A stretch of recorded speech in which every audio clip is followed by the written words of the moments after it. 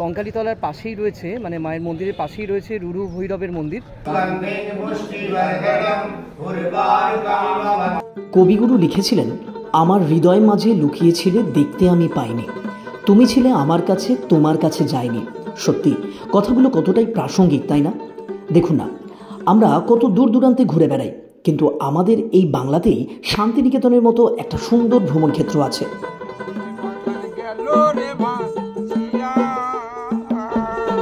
শান্তিনিকেতন কিভাবে যাবেন, কোথায় থাকবেন, কি কি দেখবেন, কোথায় খাবেন, খরচই বা কত ইত্যাদি সমস্ত তথ্য দেখতে পাবেন আজকের এই ভিডিওতে। তাই একটু স্কিপ না করে পুরো ভিডিওটা দেখুন, ভালো লাগবে এবং কাজে লাগবে। আর ভালো লাগলে এখনই চ্যানেলটিকে সাবস্ক্রাইব করে পাশে থাকুন।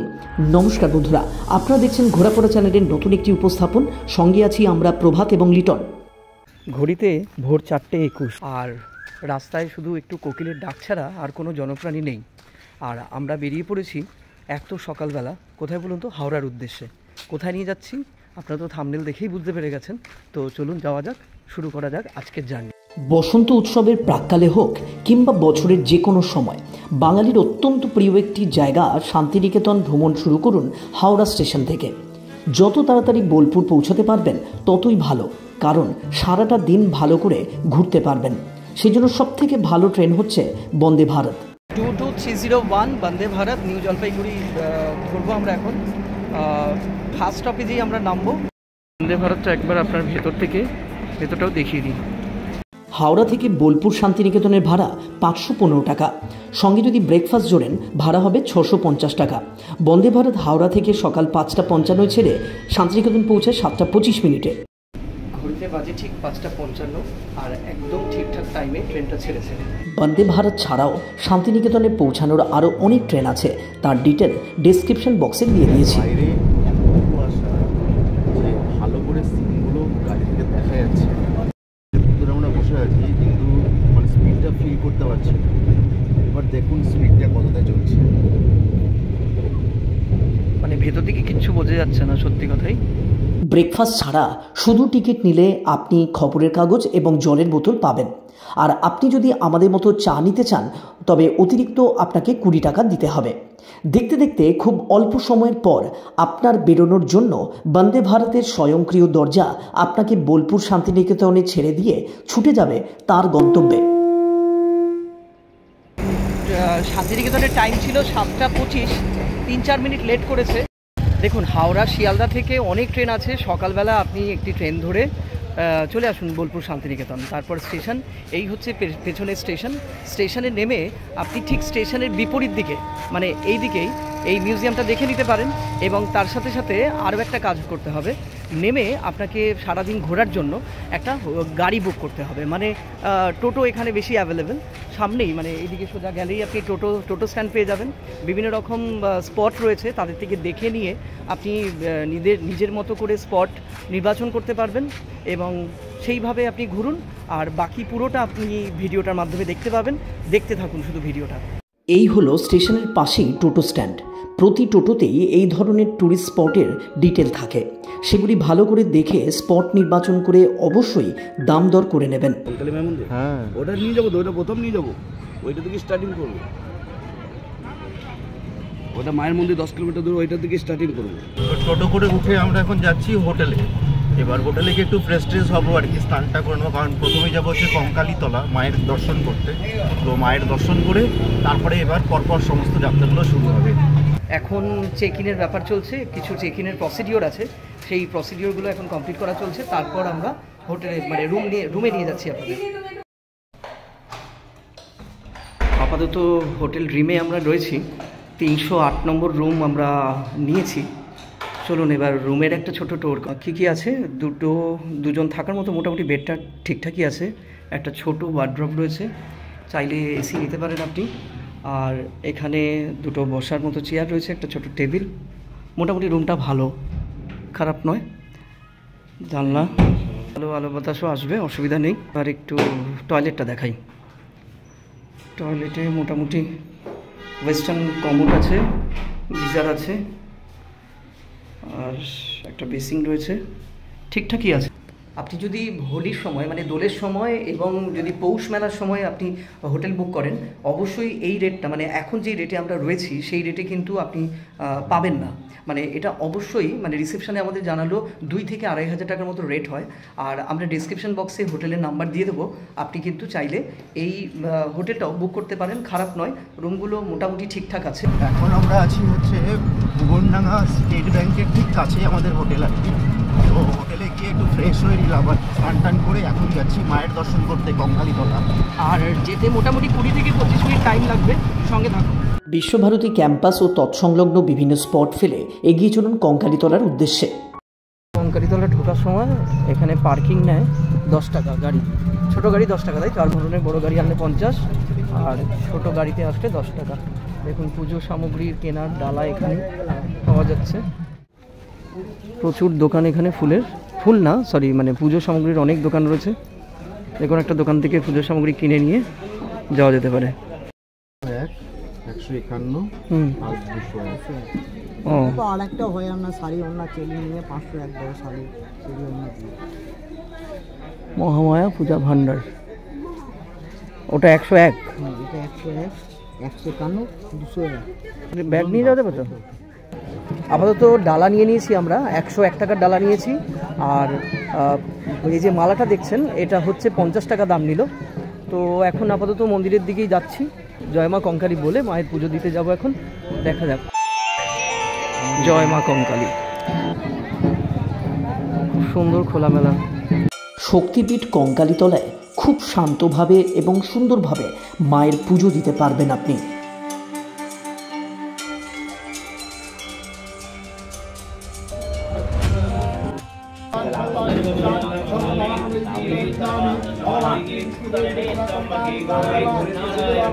কুণ্ড মানে যেখানে মায়ের কোমর পড়েছিল আর কি। আর ঠিক তার পাশেই এই যে এখানে মায়ের তো মূর্তি নেই, কিন্তু মায়ের এখানে ফটো পুজো হয়। তো চলুন এই সেই কুণ্ড থেকে আমরা একটু পবিত্র জল মাথায় নিই।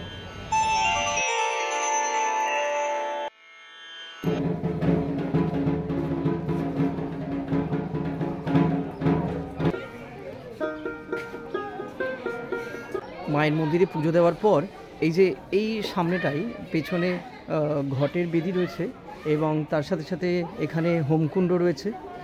এখানেই আপনি গিয়ে ধূপ মোমবাতি জ্বালিয়ে মায়ের উদ্দেশ্যে মাকে অর্পণ করে এখানে জ্বালাতে পারেন। ভীষণ বিস্তীর্ণ অঞ্চলটা, মানে অনেকটা জায়গা জুড়ে এই মন্দিরটা অবস্থিত। আর দেখুন এখানে ছোটোখাটো দোকান ঠোকানও বসেছে, বোলপুর শান্তিনিকেতনের অনেক ঐতিহ্যপূর্ণ জিনিসও পাওয়া যাচ্ছে। আর ঠিক এই যে এই পেছনটা এখানে ভোগ ঘর, এখানে মায়ের ভোগ রান্না হয়। আর পুরো অঞ্চলটা মানে আপনার ভালো লাগবে, খুব সুন্দর লাগবে। আর এটা 51 পীঠের মধ্যে একটি পীঠ, তাই আজকে আমরা বোলপুর শান্তিনিকেতনে এসে একটা সুন্দর মন্দির দর্শন করলাম এবং অনেকটাই পুণ্য অর্জন করলাম বলতে পারেন। মায়ের মন্দিরে ভোগেরও ব্যবস্থা আছে। তো যদি আপনারা সকাল সকাল আসেন এখানে এসে 2 রকম টিকিট পাওয়া যায়, একটা 60 টাকা, একটা 120 টাকা। এবার এখানে যেরকম এখানে পুরো নিরামিষ, আপনার ভাত ডাল, তারপরে হচ্ছে সবজি একটা, চাটনি, তার পায়েস, এই সমস্ত জিনিসগুলো থাকে আর কি। তো আপনারা চাইলে দুপুরবেলায় এসে এখানটাতে মায়ের ভোগও নিতে পারেন। এখানে মা পূজিত হন দেবগর্ভা রূপে আর বাবা পূজিত হন হচ্ছে রুরু রূপে। আপনারা দেখতে পাচ্ছেন যে বাবার মন্দির বা বাবাকে, তো দেখুন। মানে শক্তিপীঠ যেখানে থাকবে সেখানে ভোলেনাথ তো অবশ্যই থাকবে, তো এখানেও তার অন্যথা নয়। কঙ্কালীতলার পাশেই রয়েছে, মানে মায়ের মন্দিরের পাশেই রয়েছে রুরু ভৈরবের মন্দির। তো এটাও কিন্তু অবশ্যই আপনারা দর্শন করবেন যখন কঙ্কালীতলা দর্শন করতে আসবেন।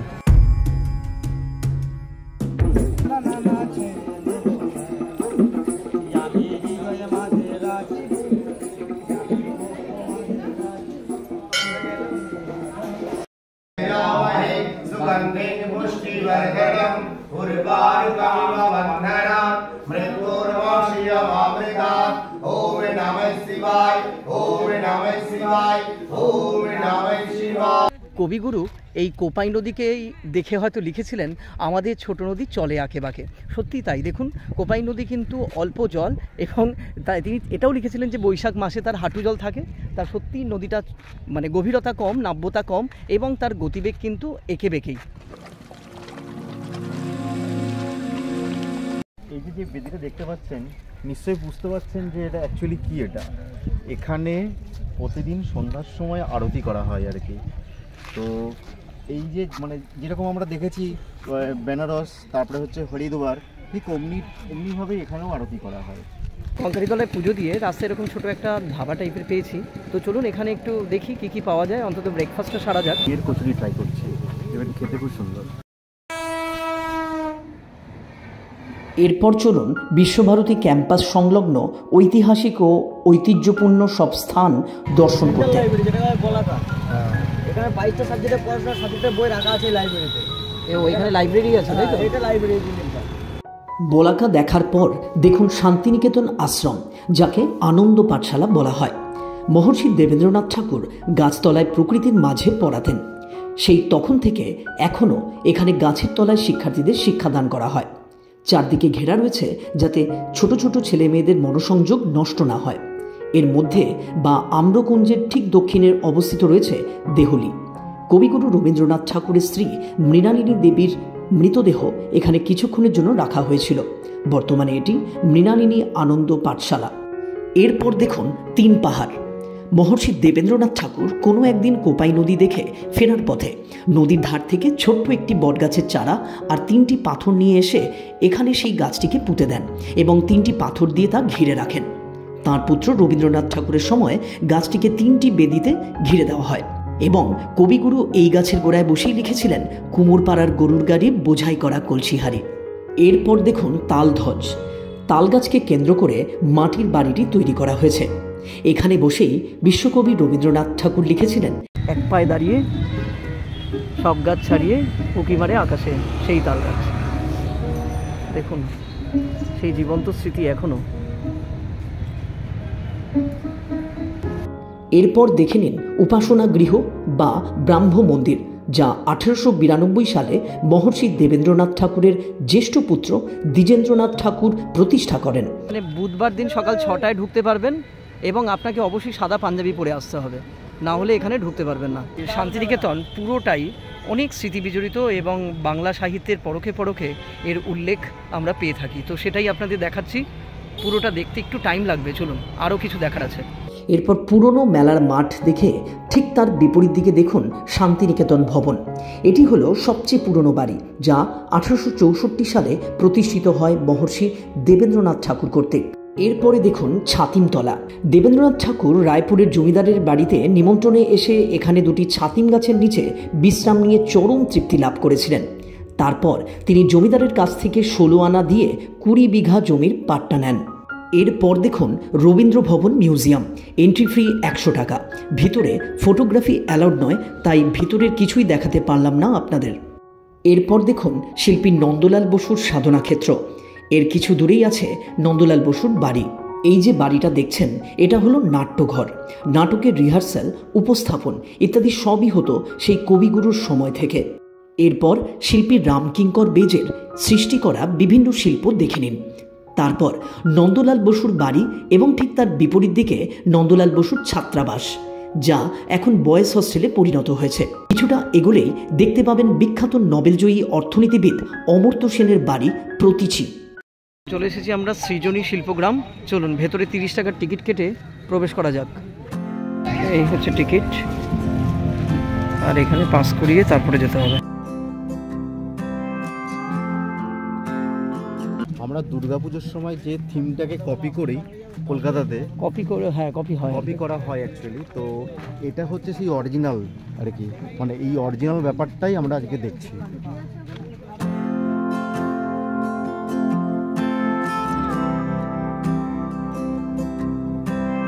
পুরো বিশ্বভারতী ক্যাম্পাসে এই সৃজনী শিল্পগ্রামটা কিন্তু মানে ফটোগ্রাফি করার জন্য এবং সেলফি টেলফি তোলার জন্য খুব সুন্দর, ভালো লাগবে। অনেক সুন্দর সুন্দর জায়গা রয়েছে। সাঁওতাল বিদ্রোহের সময় যারা নেতৃত্ব দিয়েছিলেন তাদের মূর্তিগুলো খুব সুন্দর করে তৈরি করা হয়েছে কিন্তু স্কাল্পচারগুলো।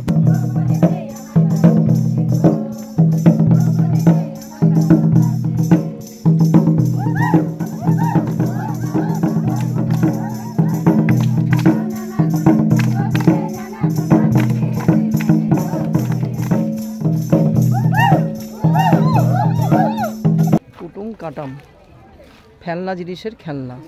সোনাঝুরির হাটের মতো এখানেও অনেক জিনিস আপনি কিনতে পারবেন। এখানে এত সুন্দর সুন্দর ক্যাথাস্টিকের পাঞ্জাবি, তারপরে এমনি নর্মাল যে পাঞ্জাবি, তারপরে মানে সুতির কটনের আর কি, কটনের পাঞ্জাবি, এছাড়াও মানে লেডিস গার্মেন্টসও প্রচুর রয়েছে, এত সুন্দর।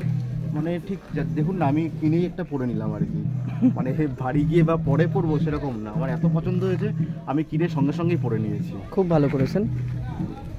তবে গরম আসছে তো, গরমে এখান থেকে সত্যি সুন্দর সুন্দর জিনিস পাবেন আর পিওর কটনের জিনিস পাবেন। কাজেই সৃজনী শিল্পগ্রামে এসে অবশ্যই আপনার পছন্দ মতো কিছু একটা কিনতে পারেন, ভালো লাগবে। এতে কি হবে, এখানে গ্রামীণ কুটির শিল্পের যেমন উন্নতি হবে এবং তার পাশাপাশি আপনার কিন্তু গরমে পরে আরাম হবে।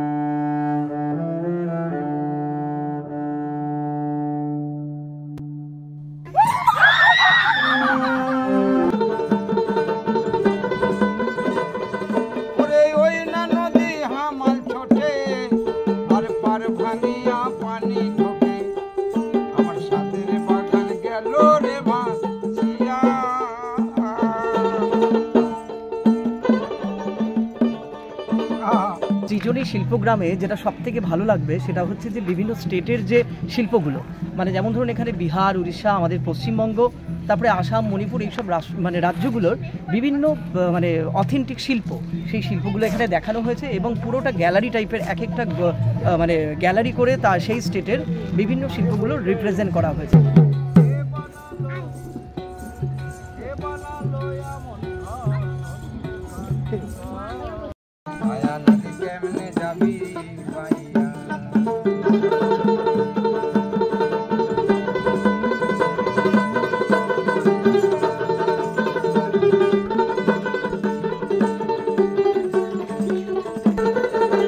সৃজনী শিল্পগ্রামে বাংলার যে শিল্পকলাটা এত সুন্দরভাবে নিখুঁতভাবে দেখানো হয়েছে, এটা কিন্তু দেখতে একদম মিস করবেন না।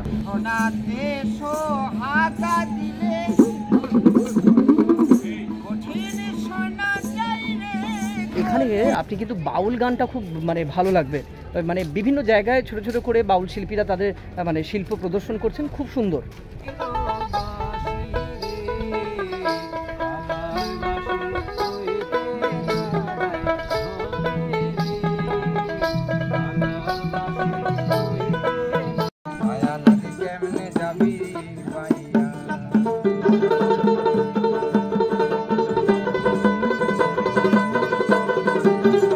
সৃজনী শিল্পগ্রাম দেখে এখন আমরা যাচ্ছি সুরুল জমিদার বাড়ি। তো আপনারাও সৃজনী শিল্পগ্রামের পর এই সুরুল জমিদার বাড়ি দেখতে যেতে পারেন, দেখাবো পুরোটা। সৃজনী শিল্পগ্রাম দেখে এখন আমরা সুরুল রাজবাড়িতে টিকিট কাটতে হবে, 10 টাকা টিকিট, তাই তো? 10 টাকা।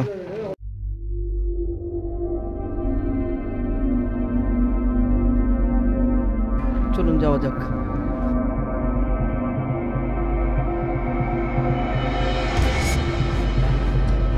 তো আমরা এখন সুরুল রাজবাড়ির একটু জনপ্রিয়তা একটু বেশি হয়েছে, কারণ ওই একটা সিরিয়াল আসতো রানী রাসমণি, তো ওই শুটিংটা এখানেই হয়েছিল, তো সেই জন্য এটা একটু বেশি জনপ্রিয় হয়েছে আর কি। তাহলেও এটার ঐতিহাসিক দিক থেকে একটা ভ্যালু তো রয়েছেই, তো সেটা আমরা পরে বলছি আপনাদের। সুরুল জমিদার বাড়ির আদি পুরুষ ভরতচন্দ্র ঘোষ বর্ধমান থেকে বীরভূমের এই অঞ্চলে বসবাস শুরু করেন। পরবর্তীকালে কৃষ্ণহরি শ্রীনিবাস সরকার বীরভূমের কিছু অঞ্চলে জমিদারি ক্রয় করেন এবং ব্রিটিশদের কাছ থেকে সরকার পদবি লাভ করে শান্তিনিকেতনের সাংস্কৃতিক উন্নতিতে গুরুত্বপূর্ণ অবদান রাখেন। বনেদি বাড়ির পুজো হিসেবে এই বাড়ির দুর্গাপুজো বেশ জনপ্রিয়। জমিদার বাড়ির পেছনে যে মন্দির দুটো আছে, যেটা ফার্স্টে দেখতে পারবেন এটা ব্যক্তিগত সম্পত্তি, যার জন্য ওখানে লেখাই আছে যে আউটসাইডার নট অ্যালাউড, আর ঠিক তার পেছনে একটা দুর্গা মন্দির রয়েছে, তো ওটাও আপনারা দেখতে পারেন। রাজবাড়ি দেখা শেষ হলো, তো এখনও অনেক কিছু বাকি আছে, তবে এখন ভীষণ খিদে পেয়ে গেছে সত্যি কথা বলতে গেলে। তো আগে লাঞ্চটা সেরে ফেলি, তারপরে আবার দেখাচ্ছি। মানে আপনারাও যখন আসবেন বোলপুর শান্তিনিকেতন ঘুরতে, তখন কিন্তু আমরা যেরকম দেখাচ্ছি ভিডিওতে, ঠিক তেমনিভাবেই আগে সকালবেলাটা বা লাঞ্চের আগে এই জায়গাগুলো ঘুরে নিন, আর তারপরে কিছু খেয়ে দিয়ে তারপরে বিকেলবেলা সোনাঝুরি হাট তো আছেই, ওইটায় অনেকটা টাইম লাগবে এবং আরও কিছু দেখার আছে, পুরোটা দেখুন, ভালো লাগবে। দেখুন আমরা কোথায় লাঞ্চ করতে যাচ্ছি, দুদিকটা একটু দেখুন, মানে লোকালয় নেই বললেই চলে আর কি। আর চারিদিকে শুধু জঙ্গল।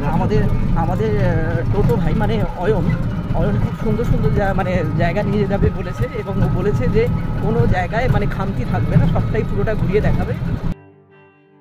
এখন আমরা দাঁড়িয়ে আছি বনবিথির হেসেল ঘর। তো এখানে থাকার এবং খাওয়া দাওয়ারও সুব্যবস্থা রয়েছে। এই রেস্টুরেন্টটার ভেতরের অ্যাম্বিয়েন্সটা কিন্তু বেশ ভালো, এবং প্রত্যেকটা টেবিলে প্রেজেন্টেশনটা হচ্ছে পিতলের থালা বাটি এবং জগ আর কি, আর চেয়ার টেবিলটা হচ্ছে পুরো কাঠের, আর বেশ ভালো, মানে ক্লাসিক লুক, ভালো লাগবে। অবশ্যই এখানে এসে লাঞ্চ করতে পারেন। তো আমরা হচ্ছে বনবিথির হেসেল ঘরে আমরা পৌঁছে গেছি, আমরা বললাম। তো এবার আমরা একটা থালি নিয়ে নিয়েছি, তার মধ্যে রয়েছে হচ্ছে আলু ভাজা, একটা শাক রয়েছে, মোস্টলি কলমির শাক, ডাল, পোস্ত দিয়ে একটা তরকারি রয়েছে আলু, ওর পরে হচ্ছে আপনার এটা যেটা এঁচড় রয়েছে, আর আমরা ডিম নিয়েছি, হাঁসের ডিম।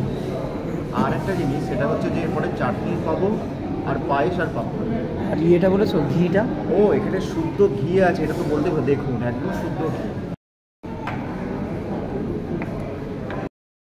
এখানে খাবারের টেস্টগুলো সত্যি ভালো, আর এই যে তরকারিগুলো মানে ডিমটা বাদে বাকি তরকারিগুলো যে সরু আলু ভাজা, বাদাম দিয়ে, এই সমস্ত কিছু আনলিমিটেড, মানে মিল টাইপের। তো পেট পুজো কমপ্লিট হলো, এবার শান্তি। এবার যাচ্ছি আমরা লাল মাটির পথ ধরে প্রকৃতি ভবনে। প্রকৃতি ভবন পুরোটা ঘুরিয়ে দেখাবো। বুধবার আমাদের সোনাঝুরি হাট বন্ধ থাকে। সোনাঝুরি হাট? সোনাঝুরি হাট বন্ধ থাকে বুধবারের জন্য, এই হাটটা খোলা থাকে। লালমাটির কর্মতীর্থ, লালমাটি কর্মতীর্থর হাট, ওই যে কর্মতীর্থ হাট। ও আচ্ছা আচ্ছা। এখন আপনাদের দেখাবো এই বোলপুর শান্তিনিকেতনে আরেকটু সুন্দর দেখার জায়গা, সেটা হচ্ছে যে 34 ফুটের বুদ্ধ মূর্তি। Santiniketan Ambedkar Buddhist welfare mission এর তত্ত্বাবধানে এই মূর্তিটা এবং এই পার্কটা রয়েছে আর কি। এখন আপনাদের নিয়ে চলে এসেছি প্রকৃতি ভবন দেখাতে। চলুন প্রকৃতি ভবনে যাওয়া যাক। রাস্তা থেকে নেমে একটু প্রকৃতি ভবনের টিকিট কাউন্টার, 30 টাকা করে টিকিট, আর মোবাইলের জন্য 20 টাকা। দেখুন এই প্রকৃতি ভবনটায় যা কিছু আছে সবই শিল্পীদের কল্পনায়, আর বেসিক্যালি আমরা তো সবাই শিল্পী নই। কিছু কিছু ভাস্কর্য হয়তো আমরা বুঝতে পারছি সবাই যে আচ্ছা এটা এরকম লাগছে, ওটা ওরকম লাগছে, কিন্তু শিল্পীদের চোখ এবং শিল্পীদের যে মানে কল্পনা, সেটার মধ্যে কিন্তু সবাই সেটার উপলব্ধি করতে পারবেন না। কাজেই এটা যাদের শিল্প, যাদের সাহিত্য, যাদের এই সব দিকে মানে ভালো লাগার বিষয় আছে, তাদের কিন্তু এই জায়গাটা ভালো লাগবে। আবার যাদের কাছে এইগুলো বোরিং লাগে, মানে হয়তো তারা বুঝতে পারছেন না, তাদের কাছে বলবো যে আপনারা এটাকে অ্যাভয়েড করতেও পারেন। হ্যাঁ, কিন্তু শিল্পীদের কাজ এবং শিল্পীদের কল্পনা দেখার যদি ইচ্ছে থাকে, তবে এটা অবশ্যই ভিজিট করুন, ভালো লাগবে। দেখুন এটা বসন্তের পাখি, একদম পাখির মতোই লাগছে। যেমনটা বলছিলাম যে সব কিছু শিল্পীর চোখের সাথে আপনার মানসিকতাকে মেলাতে পারবেন না, তাও যেহেতু লেখা রয়েছে তখন মনে হবে যে না এগুলো তো ঠিকই ওরকমই লাগছে দেখতে। যেমন ঠিক এটা দেখুন, বসে থাকা গরু। দেখুন বলার পরে বা এই যে লেখা রয়েছে, লেভেলটা দেওয়া রয়েছে, এই লেভেলটার জন্য কিন্তু মনে হচ্ছে সত্যি বসে থাকা গরু। নিচের গ্যালারিতে যে সমস্ত অবজেক্টগুলো দেখছেন এগুলো মূলত কাঠ, আর ওপরে যখন যাবেন, ওপরে যে গ্যালারি রয়েছে সেগুলো সমস্ত ব্রোঞ্জের।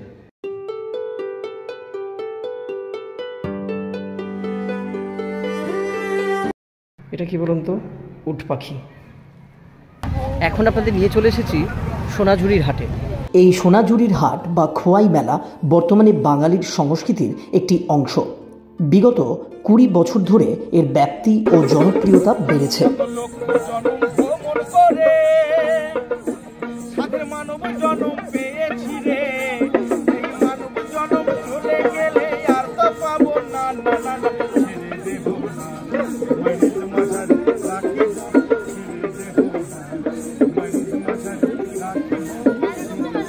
এখানে গেলে আপনি বাংলার লোকসংস্কৃতির অংশ হিসেবে বাউল, সাঁওতালি নাচ, বিভিন্ন হস্তশিল্পের এক বিচিত্র সমাহার দেখতে পাবেন, যা সত্যিই আপনাকে মুগ্ধ করবে।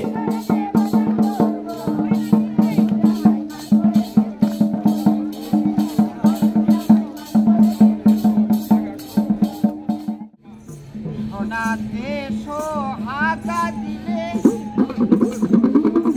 কঠিন সোনা যাই রে গলে সোনাতে সোহাগা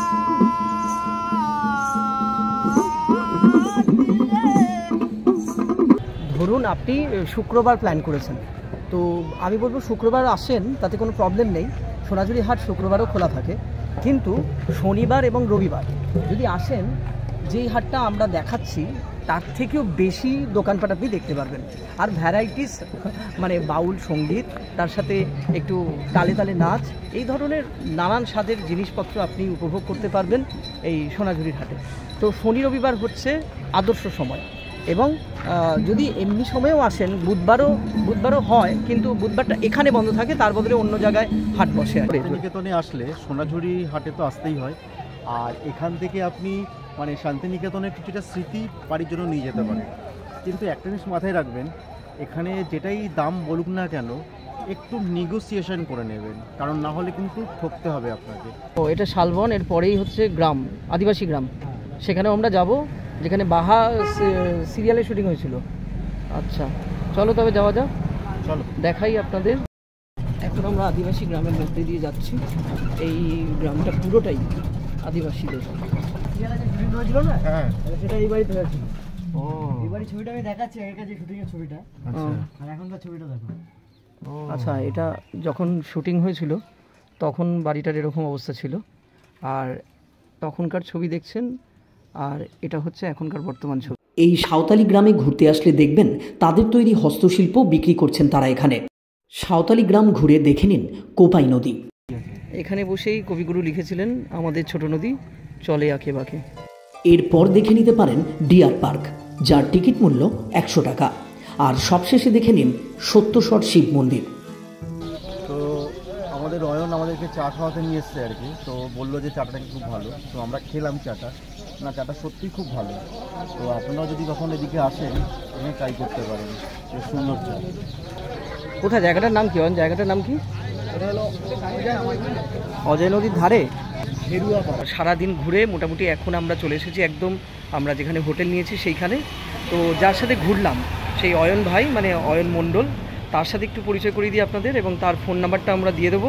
আমার ফোন নাম্বারটা হলো 7029040334। ঠিক আছে। তো এখন যাচ্ছি ডিনার করতে, তো ডিনার কোথায় করবেন তো তার একটা ছোট্ট আইডিয়া দিয়ে দিই, চলুন তাহলে আমাদের সঙ্গে। ফুড চিমনি, মানে যেই হোটেলে আমরা রয়েছি হোটেল ড্রিম, তার নিচেই এই রেস্টুরেন্টটা রয়েছে। বিধিবদ্ধ সতর্কীকরণ, কোনো কিছু প্রমোট করার জন্য কিন্তু আমরা গাড়ি, হোটেল, খাবার ইত্যাদি রেকমেন্ড করছি না। শুধুমাত্র আপনাদের সুবিধা, এন্টারটেনমেন্ট এবং নলেজের জন্য বিষয়গুলি দেখানো হচ্ছে। পরের দিন সকালে ব্রেকফাস্ট করে গীতাঞ্জলি রেল মিউজিয়াম দেখে নিন 30 টাকার টিকিট কেটে।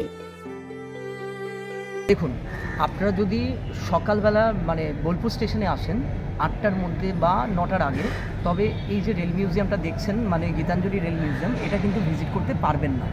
তখন আপনাকে কি করতে হবে? তখন আপনাকে সাইট সিনের জন্য বেরোতে হবে। আর যদি আপনি 9টার পরে এখানে আসেন, মানে বোলপুর স্টেশনে নামেন, তবে কিন্তু আমি বলবো সবার আগে এইখান থেকে শুরু করুন মানে ভিজিট করা, মানে এই রেল মিউজিয়ামটা দেখার পর আপনি অন্য জায়গাগুলো ভিজিট করুন। কিন্তু আমরা যেভাবে প্ল্যানটা দেখাচ্ছি, তবে এইভাবে যদি আপনি প্ল্যানটা সাজান, তাহলে আপনাকে প্রথম দিনে সাইট সিন করে সেকেন্ড দিন এই বোলপুর মানে গীতাঞ্জলি এই রেল মিউজিয়ামটা দেখার পর এখানে একটু মানে কিছু খাবার দাবার খেয়ে তারপরে ট্রেন ধরে আপনি কলকাতা ফিরুন বা বাড়ি ফিরুন। আশা করি সম্পূর্ণ ভিডিওটি আপনাদের ভালো লেগেছে, আর ভালো লাগলে চ্যানেলটিকে এখনই সাবস্ক্রাইব করে পাশে থাকুন। আর সেই সঙ্গে বন্ধুরা, আজকের ভিডিও এই পর্যন্ত। আবার দেখা হবে পরবর্তী একটি নতুন ভিডিওতে। ততক্ষণ ভালো থাকুন, সুস্থ থাকুন এবং ঘোরাফেরা পরিবারের সাথে যুক্ত থাকুন। ধন্যবাদ।